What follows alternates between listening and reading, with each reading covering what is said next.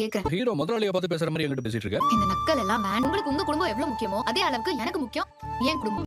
காவேரி, குமரன், அப்புறம் பார்த்தீங்கன்னா கங்கா இவங்க எல்லாருமே சேர்த்து 3 பேர் எல்லாரும் சேர்ந்து யமுனா எல்லாரும் சேர்ந்து பார்த்தீங்கன்னா போஸ்டர் அடிச்சு ஒட்டிடுறாங்க. போஸ்டர் பார்த்தீங்கன்னா எல்லா பக்கமும் இருக்கு. நெக்ஸ்ட் டே வந்து மார்னிங் விஜய் வந்து வாக்கிங் போகலான்னு சொல்லிட்டு போகிறாங்க. போகும்போது எல்லாருமே விஜய் பார்த்து பார்த்து பேசிட்டு போகிறாங்க. ஏய் இவரு தானே அந்த ஆளு, இவரு தானே அவரு, ரொம்ப ஹேண்ட்ஸமாக இருக்காரு, நல்லா இருக்காருன்னெல்லாம் பேசிட்டு போகிறாங்க. விஜய் வந்துட்டு என்ன நம்மளை பற்றி ஏதோ பேசுகிற மாதிரி தெரியுது, என்ன பேசுகிறாங்க அப்படிங்கிற மாதிரி யோசிச்சுட்டு ஒன்றுமே புரியலைன்னு சொல்லிட்டு யோசிச்சுட்டே போயிட்டுருக்குறாங்க. விஜயை பார்க்கும்போது அந்த போஸ்டர் கண்ணில் படுது. அதை போய் பார்க்குறாங்க. பார்த்தோன்னே ரொம்பவே ஷாக் ஆகுறாங்க.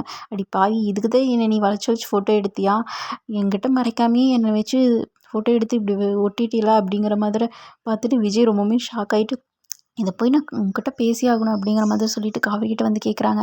காவிரி நல்லாவே மாட்டிக்கிறாங்க. மாட்டிக்கிறது தெரிஞ்சுட்டு பஸ் உங்ககிட்ட சொல்லணும்னு தான் நினச்சேன், ஆனால் சொன்னால் நீங்கள் எங்கே ஒத்துக்க மாட்டீங்களோன்னு தெரிஞ்சு தான் நான் உங்ககிட்ட எதுவுமே சொல்ல அப்படிங்கிற மாதிரி சொல்லிட்டு காவிரி வந்து விஜய்கிட்ட பேசுகிறாங்க. இந்த மாதிரி நெக்ஸ்ட்